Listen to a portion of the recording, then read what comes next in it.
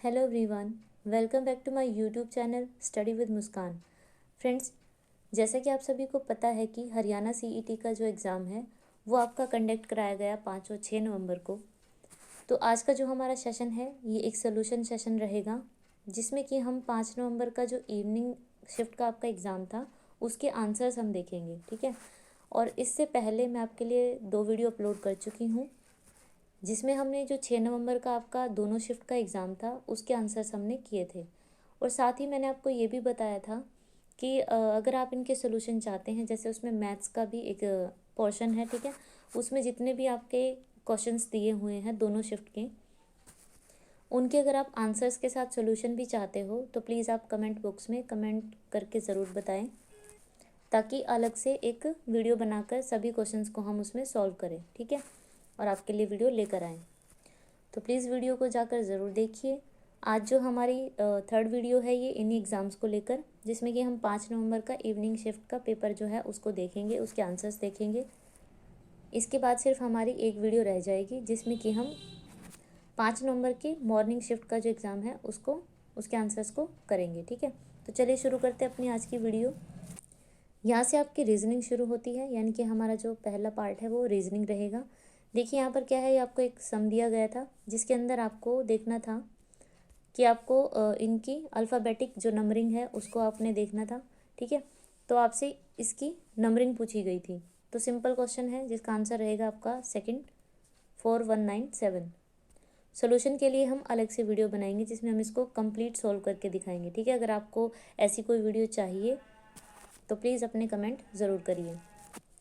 यहाँ पर भी आपको क्या है, ऐसे वर्ड दिया हुआ है और इसको इसको ऐसे इसके रूप में लिखा गया था, ठीक है। तो आपसे ऑडिट का पूछा गया था, तो इसका करेक्ट आंसर होगा ऑप्शन थर्ड, ठीक है। ये इसका आंसर रहेगा CWFKV।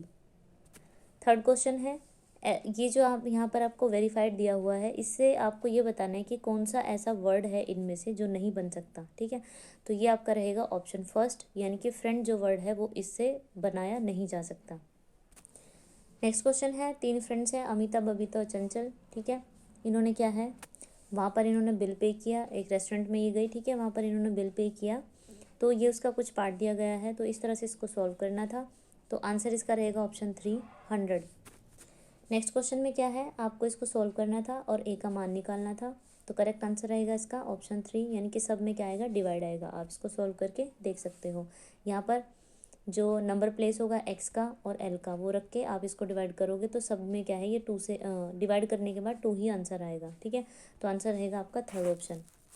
ये आपको एक सिलोग का क्वेश्चन मिला, ठीक है। इसके अंदर क्या है, आपको डायग्राम बनाना था जिसका कि आंसर रहेगा आपका सेकंड, ठीक है। ये कथन दिए हुए थे, ये आपको वेरीफाई करने थे, तो इसका सेकंड जो ऑप्शन है वो सही रहेगा, यानी फर्स्ट और सेकंड, ठीक है। फर्स्ट और सेकंड पार्ट सही रहेंगे।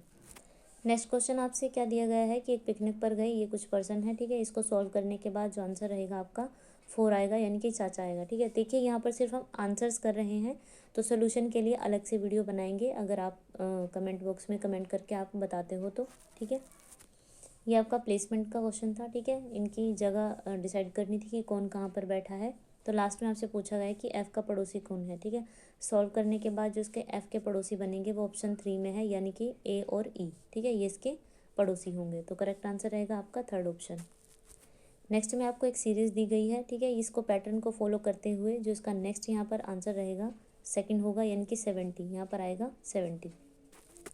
नेक्स्ट में आपको पी का मान ज्ञात करना था, तो इसको सॉल्व करने के बाद आंसर रहेगा आपका सेकंड 1/27। ये आपसे एक क्वेश्चन पूछा गया था कि आपके द्वारा कार्यस्थल पर किए गए परिश्रम का श्रेय आपके एक सहयोगी जो आपका अच्छा मित्र भी है ने ले लिया, तो आप ऐसे में क्या करेंगे। अपने कार्य की स्वयं प्रशंसा करने लगेंगे, नौकरी छोड़ देंगे, ऐसा तो नहीं करेंगे। इसमें हमने बेस्ट पॉजिटिव आंसर को चूज़ करना होता है, ठीक है। अन्य सहयोगियों के सामने उसकी आलोचना करेंगे, ये भी गलत है। परिश्रम करना जारी रखेंगे क्योंकि परिश्रम का परिणाम सदैव अच्छा होता है। तो यही इसका करेक्ट आंसर रहेगा, ठीक है। पॉजिटिव आंसर हमें हमेशा देखना होता है। नेक्स्ट क्वेश्चन में आपको क्या है, भिन्न को चूज़ करना था कि कौन सा अलग है बाकी से। तो इसमें करेक्ट आंसर रहेगा आपका थर्ड ऑप्शन, यानी कि प्रशांत महासागर। नेक्स्ट में आपको कुछ ये ऐसे कोड दिए गए हैं, आपको इसमें से देखना था, बहुत ही ईजी है। तो करेक्ट आंसर रहेगा इसका ऑप्शन थर्ड, जो क्या है, एक मीनिंगफुल आपको वर्ड बनाना था। नेक्स्ट क्वेश्चन में क्या है, एक पैटर्न को फॉलो करते हुए आपको यहाँ बताना था कि क्या आएगा। तो ऑप्शन रहेगा आपका फर्स्ट ऑप्शन आपका सही रहेगा, 624 इसका आंसर आएगा। नेक्स्ट में आपको जैसे यहाँ पर गायक के साथ गायक दल होता है, इस तरीके से आपको क्या है देखना था कि इसमें से कौन सा सही है। तो आंसर सही रहेगा सेकंड। जैसे काफ़ी सारे गायक मिलकर गायक दल बनाते हैं, इसी तरह से काफ़ी सारे फूल मिलकर गुलदस्ता बनाते हैं। तो सेकंड ऑप्शन सही रहेगा। यहाँ आपको बताना था कि कौन सा कारक चिन्ह की दृष्टि से सही है। यहाँ से आपकी हिंदी शुरू होती है, ठीक है। करेक्ट आंसर होगा ऑप्शन फर्स्ट, खेतों में हल चल रहे हैं, ठीक है। यहाँ पर कारक चिन्ह सही है। यहाँ पर आपको फिल इन द ब्लैंक्स दिया गया है, ठीक है। आपको देखना है कि यहाँ पर कृतघ्न है, इसका सर्वाधिक विलोम शब्द आपको देखना था, ठीक है। मैं आपका डैश हूँ, कृतघ्न का विलोम शब्द जो बनेगा आपका फर्स्ट सही रहेगा, कृतज्ञ। नेक्स्ट क्वेश्चन है, कौन सा संधि का एक प्रकार नहीं है।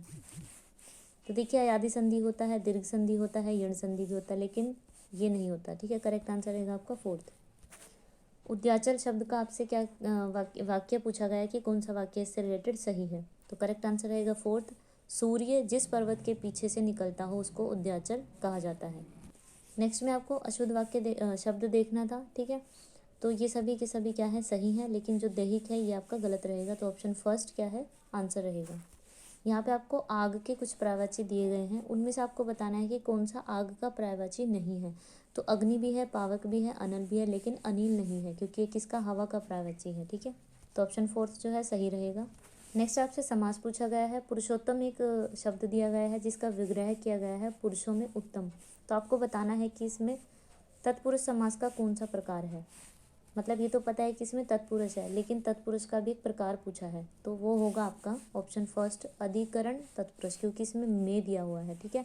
और अधिकरण में क्या होता है, में और पर होता है। नेक्स्ट है, विराम चिन्ह की दृष्टि से आपको बताना है कि अशुद्ध वाक्य कौन सा है। तो आपका जो अशुद्ध वाक्य है वो फर्स्ट रहेगा, अरे अरे सांप, ठीक है। यहाँ पे आपको आनी प्रत्यय को बताना था कि किस में सही है। तो ये आपका ऑप्शन फोर्थ सही रहेगा। शिवानी शब्द में क्या है, प्रत्यय आनी है लास्ट में, तो इसलिए करेक्ट आंसर होगा फोर्थ। शब्द जो दिया गया शब्द है उपसर्ग का प्रयोग हुआ है, तो आपको बताना है कि किस में उपसर्ग लगा हुआ है, ठीक है। तो ये करेक्ट आंसर होगा थर्ड, सदाचार। सदाचार के अंदर ही क्या है, उपसर्ग। उपसर्ग क्या होते हैं, जो आगे लगते हैं, ठीक है, और प्रत्यय जो पीछे लगते हैं। यहाँ पर आपको कुछ लाइंस दी गई थी, इसमें आपको बताना था कि इसमें कौन सा अलंकार है। तो इसका अलंकार रहेगा फोर्थ, यानी कि संदेह। नेक्स्ट है, निम्नलिखित शब्दों में से कौन सा शब्द क्रिया का प्रेरणार्थक रूप दर्शाता है। तो ये बिठलाना, ठीक है। करेक्ट आंसर होगा ऑप्शन थर्ड। नेक्स्ट है कि कौन सी लोकोक्ति का भावार्थ सुसंगत नहीं है, मतलब सही मैच नहीं है। तो फर्स्ट ऑप्शन ही सही रहेगा। देखिए, बहती गंगा में हाथ धोना, असंभव कार्य को संभव करना, ये गलत रहेगा, ठीक है। बाकी सभी मुहावरे जो हैं वो सही हैं। सॉरी, मुहावरा नहीं, लोकोक्ति, ठीक है, लोकोक्ति है ये। नेक्स्ट क्वेश्चन में आपको बताना है कि तद्भव शब्द का उदाहरण नहीं है।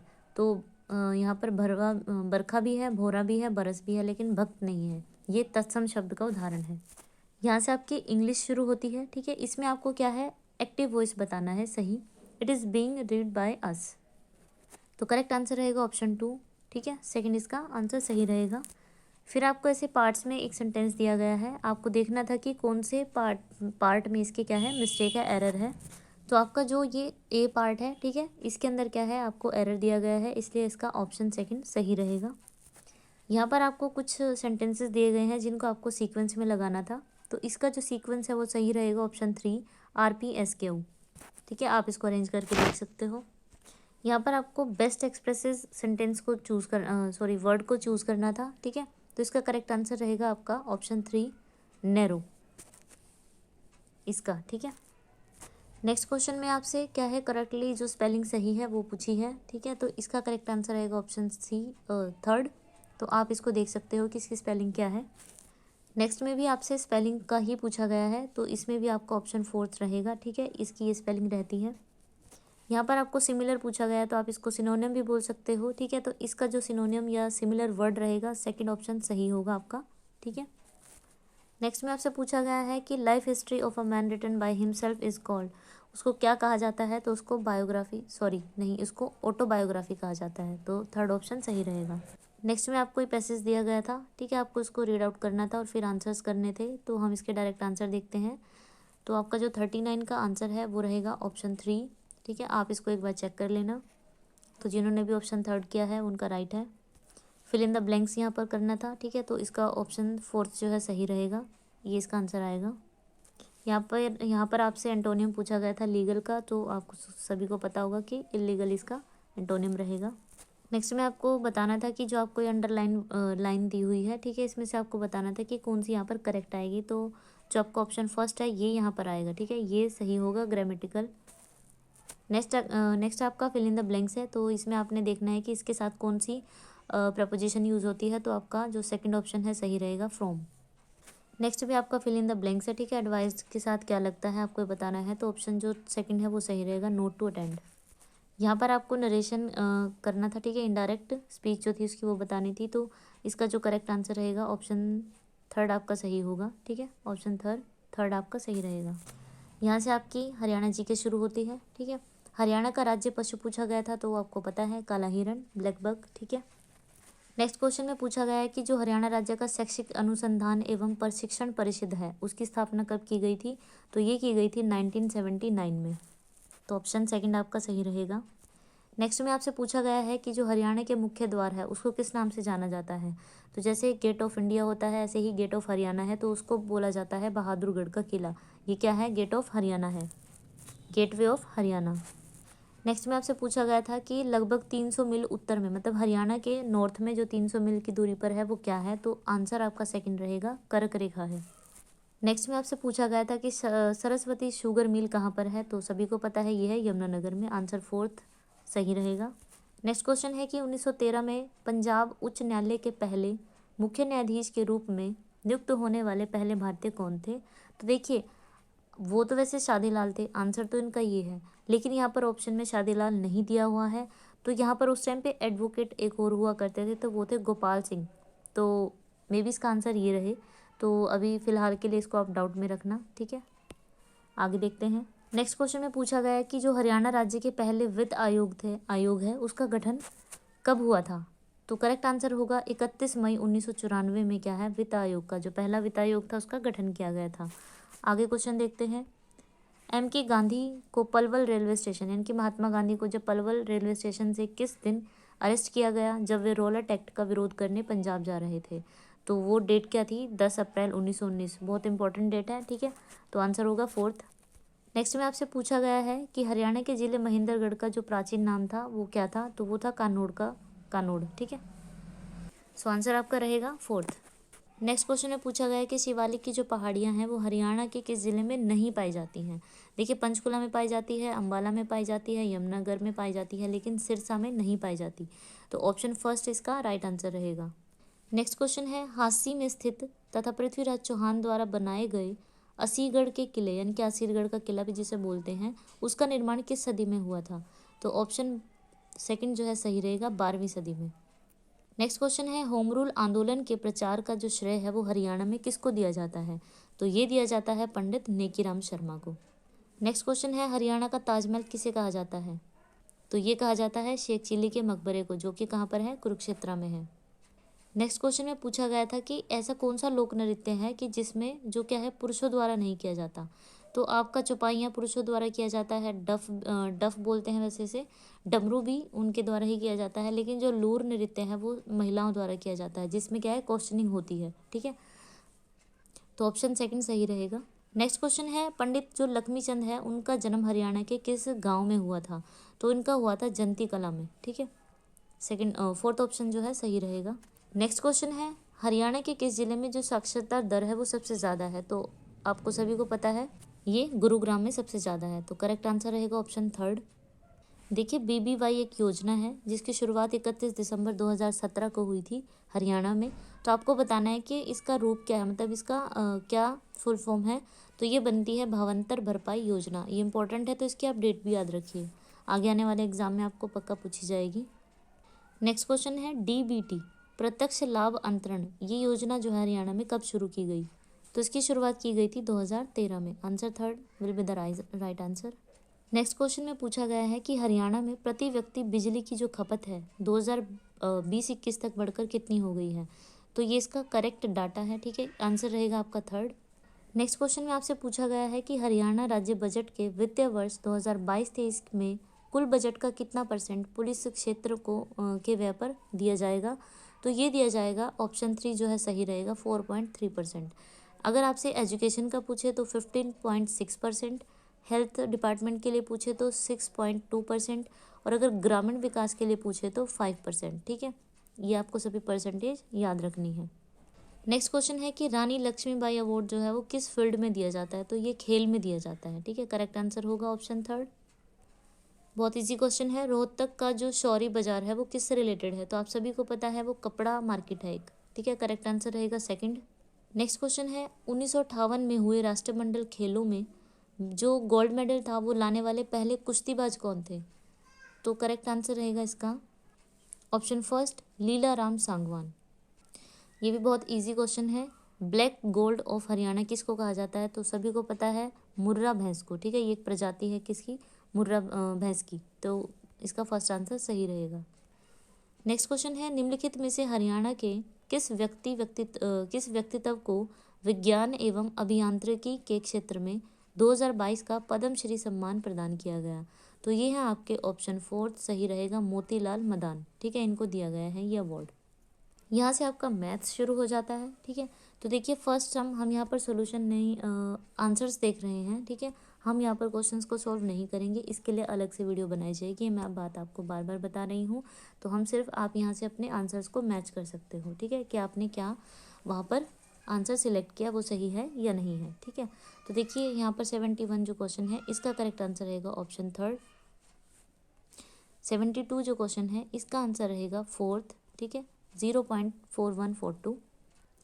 नेक्स्ट क्वेश्चन में आपसे क्या है, एक आयताकार कमरे के फर्श की विमाएँ दे रखी हैं। ठीक है, उस पर बेस्ड आपसे क्वेश्चन पूछा गया था। तो इसमें आपसे कमरे की फर्श की विमाएँ क्या है वो निकालनी थी, वो बताना था। तो इसका करेक्ट आंसर रहेगा आपका ऑप्शन 2nd। 74 क्वेश्चन में आपसे एक मिस्टर एलिगेशन के बारे में पूछा गया है। ठीक है, इसका करेक्ट आंसर रहेगा आपका ऑप्शन 2nd यानी कि 4।